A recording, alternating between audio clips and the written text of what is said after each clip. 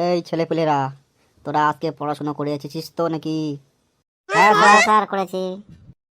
বল তো পটল, এখান থেকে চীনের দূরত্ব বেশি নাকি চাঁদের দূরত্ব বেশি? আমার মনে হয় এখান থেকে চীনের দূরত্বটাই বেশি হবে। কি করে হলো আমাকে একটু বুঝিয়ে বল।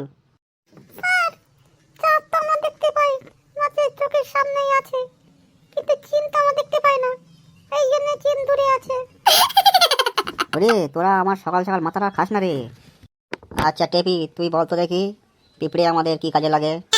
স্যার, পিঁপড়ে আমাদের অনেক কাজে লাগে। পিঁপড়ে আমাদের জানিয়ে দেয় যে বাড়িতে মা কোথায় মিষ্টির হাঁড়ি লুকিয়ে রেখেছে। এটা আমি পিঁপড়ের সাহায্যে জানি। তোরা দেখছি আমাকে এবার পাগল করেই ছাড়বি। বল তো ঢারস, পরীক্ষার খাতায় অন্যের খাতা দেখে লেখাটা অন্যায়, এই বাক্যটিতে কর্ম কোনটি? স্যার, এই বাক্যে কোনো কর্মই নেই, ওটাই কুকর্ম। ওরে তোরা একটু জল নিয়ে আয়, আমার মাথায় একটু জল দে, আমার মাথা খুবই গরম হয়ে গেছে। তোদের এবার অঙ্ক ধরবো, কে পারবি হাত তোল তো দেখি। স্যার আমি পারবো। আচ্ছা ঠিক আছে, বল তো দেখি, তোকে 10টি পেন্সিল দেওয়া হলো, 5জনকে এগুলো সমানভাবে ভাগ করে দিলে প্রত্যেকে কটি করে পাবে বল তো দেখি, চটপট বল। বলতে পারবো না স্যার, আমি শুধু চকলেট আর লজেন্স ভাগ করতে জানি।